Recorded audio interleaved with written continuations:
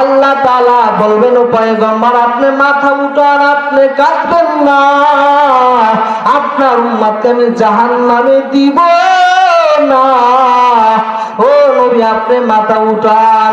আল্লাহ তাআলা একটু কুদরতের ভাবে হাতে পানি দিয়া ফেরেশতাদেরকে বলবেন ফেরেশতারা এই পানিটা জাহান্নামের গায়ে ছিটাইয়া দাও। জাহান্নামের গায়ে ছিটাইয়া দাও মাত্র জাহান্নাম দ্রুত পিছনে দৌড়ায়। ফেরেশতারা বলেন দয়ার মালিক এটা এমন কি কুদরতের পানি যেই পানিটা জাহান্নামের গায়ে ছিটাইয়া দেয় মাত্র জাহান্নাম দ্রুত পিছনে দৌড়ায়।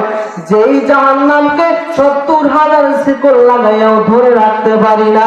আল্লাহ ফেরেশতারা বলেন আল্লাহ এটাকে ঝমঝম কূপের পানি না হায়াতের পানি না হাউজে কাউসারের পানি। আল্লাহ তাআলা বলেন এটা ঝমঝম কূপের পানি না হায়াতের পানি না, এই পানিটা হাউজে কাউসারের পানিও না, এই পানিটা হইল আমার গুনাহগার বান্দার চোখের পানি। জাহান্নামের ভয় কান্না করেছে। এর নবীর উম্মতের কাল দুনিয়ার ঘরে যদি আগুন লাগে পানি ছাড়া যেমন ঠান্ডা হয় না, তোমার আমার গুনাহের কারণে জাহান্নামের আগুন দাউ দাউ করে জ্বলতেছে, চোখের পানি ছাড়া ঠান্ডা হবে না।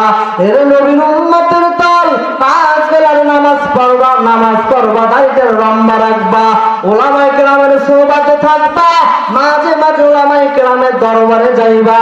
এর নবীর উম্মতের দল মা বাবার খেদমত করবা। কোন আল্লাহর বান্দা বারবার দুটো হাত আল্লাহকে দেখায়া দাও। আল্লাহ আমাদের সবাইকে কবুল করেন। আয় আল্লাহ দিনের খেদমত করা তৌফিক দান করেন। আপনার খাঁটি বান্দা হইয়া রাসূলের সুন্নাত আমল করে আয় আল্লাহ জান্নাতি মানুষ হওয়ার তৌফিক দান করেন। আমিন।